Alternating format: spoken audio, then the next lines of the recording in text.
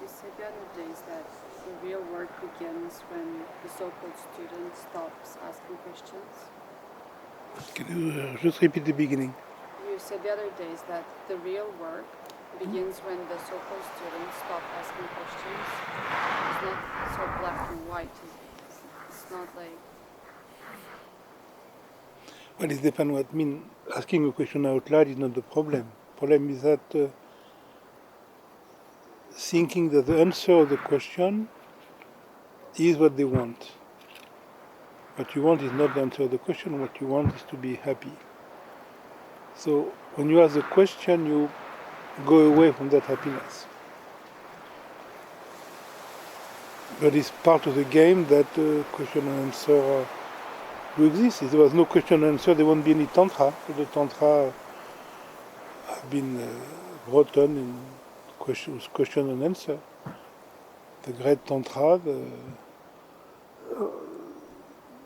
real tantra, not the tantra loka. Tantra loka is by Abhinavagupta, but the real tantra have no author, and they always,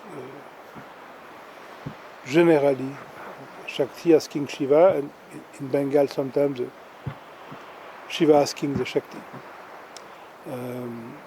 So without dialogue, there is no tantra.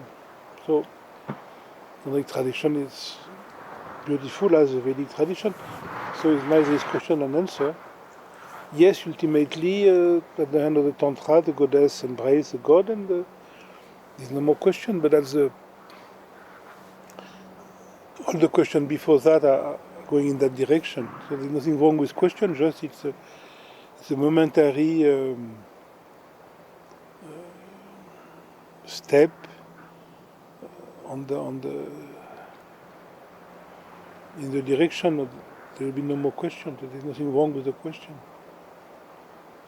And normally the answer should be not the answer to the question, but should be pointing to the fact that the answer of the question precedes the question. That you ask the question because you fulfill the answer, although you will not be able to ask the question. So that instead of asking outside, there is a moment you don't ask anymore. And when you don't ask anymore, the origin of the question, which is the answer, unfolds. The asking of the question sometimes postpones the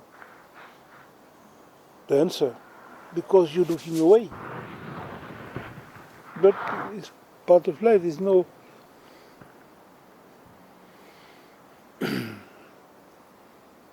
difference.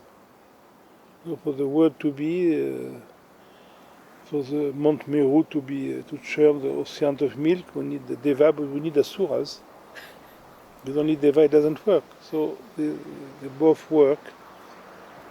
So ignorance is needed, clarity is needed, but ignorance is not a mistake.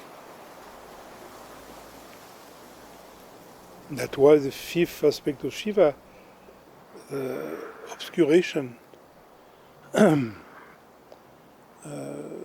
Tirobhava in Tantra Loka, is one of the fifth aspects of Shiva. It's not a bad aspect, it's not a wrong aspect, but it is an aspect of Shaktipada. The revelation is an aspect of Shiva, but obscuration, the opposite, is an aspect too.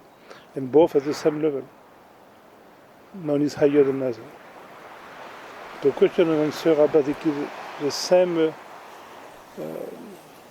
two sides of the same coin. But the moment you realize there is only one coin, then there is no more question and no more answer. But for this realization, both are needed. It is the churning of the milk ocean to have created the Kastoba, the white horses, the umbrella, and so on and so on. So all the treasure of the world come from the fight between right and wrong, obscurity and light.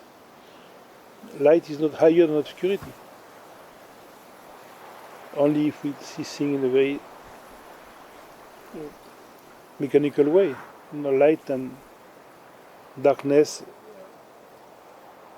are one. That's the center of the Veda. If you read it correctly, that's the center of the Tantra. It's clearer in the Tantra because the Veda has this fantasy of purity, thinking that purity is higher than impurity, which was not that in early Veda, but it was some kind of interpretation later on.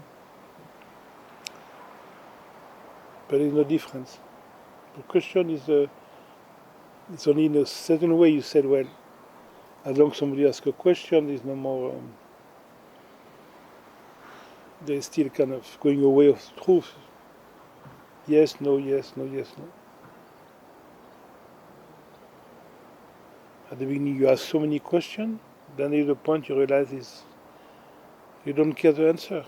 Because any answer we're going to give you is not what you want. What you want is yourself. No, you can go to see Agyasta, you can go to see the great Vedic Rishi, they cannot give you yourself. They can give you answer. At some point one must shut up of asking.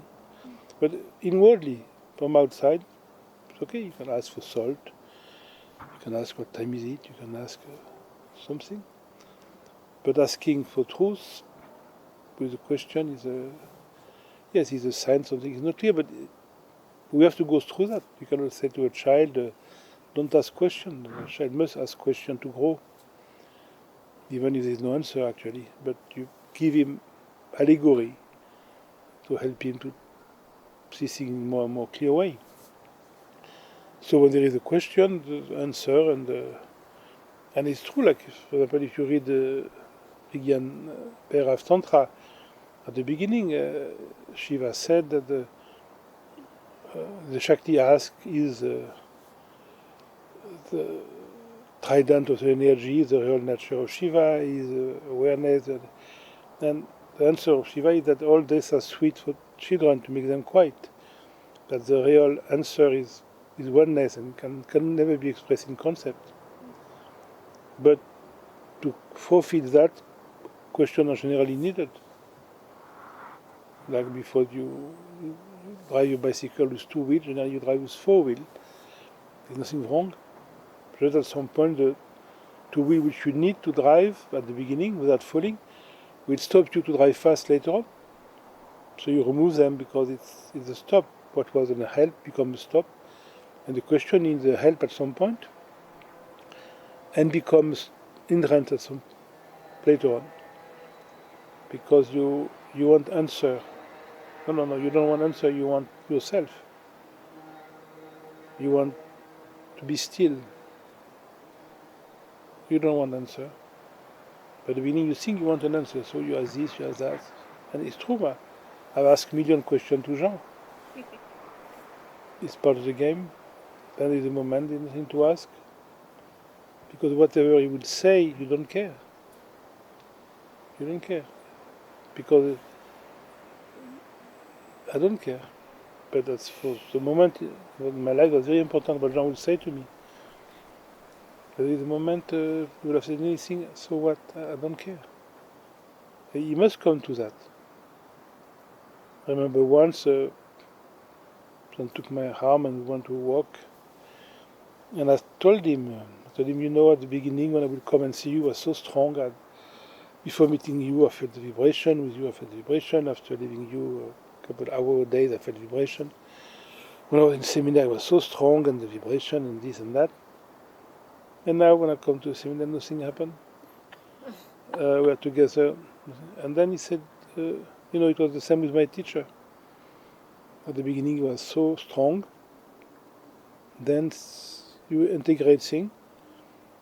Then it become your own. It's finished. So it's very important. So there's a time for question, and there's nothing wrong with question.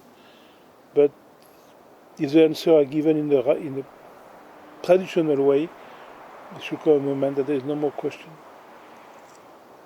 and no more intimacy. Like for me, I went to see Jean so many times, but in the hand, the idea to go and see him would make no sense. It means nothing. When Jean is here, there's no coming and going. But there's a moment you go to seminars and you listen, why not? But there's a moment that it will be a sign of something didn't work out. I mean, some go because they like the friend there and they don't know what to do with their life and they have money to spend, why not? But the intensity of the seminar, it's for a moment, it's for a time. Then the intensity is where you are. Why would I take a plane to go to a seminar? Why would I take a plane to meditate? What would it mean? It's ridiculous. Meditation is here. I don't need to go somewhere to meditate. I don't need somewhere to listen. Listening is here. It may go because it's called life. Why not? But the need to go must go at the right time. Not because you understand it, because you feel it like that.